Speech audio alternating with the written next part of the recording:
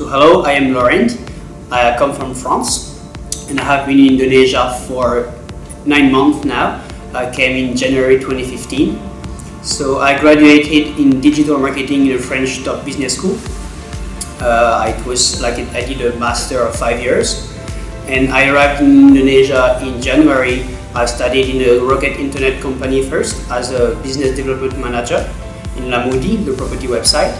I stayed there for 6 months, and then I decided to join Growth Hacking Asia, which is a startup that helps startups to grow, and we provide trainings, we organize events, and we also provide consulting services in growth hacking for tech startups. So basically, it's more for later stage startups that have been founded already. We help them to establish a proper growth strategy. So not only digital marketing, but also how to measure everything and how to make sure that the acquisition of new users and the retention is good. And we help them implement it, but we don't work as an agency because we go in-house and we educate the people to create themselves a strategy, and we try to empower them as much as possible so that 3 to 6 months after we arrived, they have to be able to do the growth strategy and to implement it and to do the whole thing by themselves.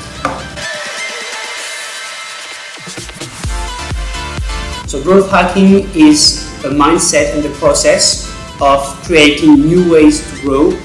By new ways, we can say that it's cheap ways because startups don't have lots of resources, either time or cash or people. So the traditional ways of promotion, like a TV ad or a billboard or magazine or press, etc., are very expensive. So this is why lots of companies, lots of startups use growth hacking. So it's not a silver bullet. With growth hacking, you're not going to have 2 million users within 2 days, but it's a lot of process. It's not tactics, it's really processes. You try things, you experiment, then you measure everything you do. You see what is working, what is not working, and then you iterate based on the feedbacks you had from the previous things you've done before. So it takes time, but it's a very powerful way to understand which are the best channels you're using. Is it social media? Is it SEO content? Is it paid advertising? And then by tracking everything, you get the data, and then you iterate based on that. So it's a mix of marketing, engineering, and also product development. So the growth hacking mindset is 3 things. First, you experiment everything you do. Then you measure what you've experimented, and then you iterate, improve based on the feedbacks you had from the data you've recorded before. So I don't really have in mind the newest ones. There are so many of them that it's difficult to count.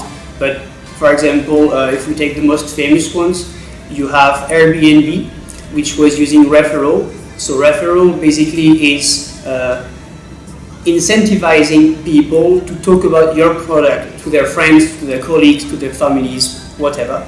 So for example, what was Airbnb doing is they were incentivizing people by giving them money if they were sending an email to their friends and that this friend was signing in to the website.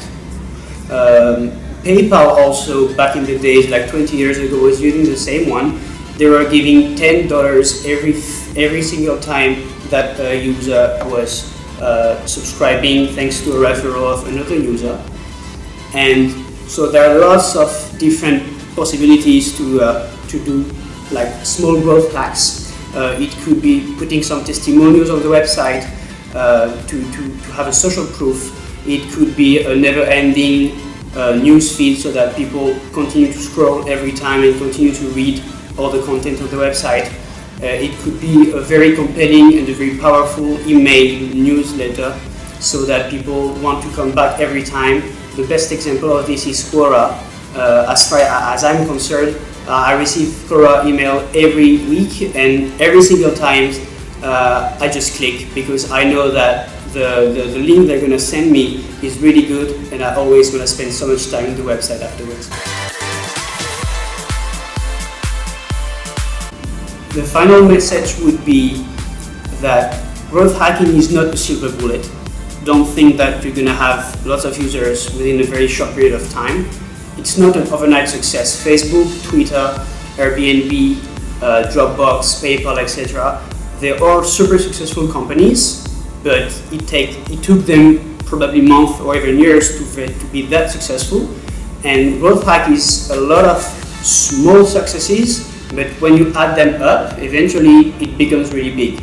So don't hesitate to experiment a lot. You might lose a bit of time at the beginning, but in the long term, and any businessman should always focus on the long term, in the long term, these kind of small experiments you do are going to be great, and this is how you have like a very successful company afterwards.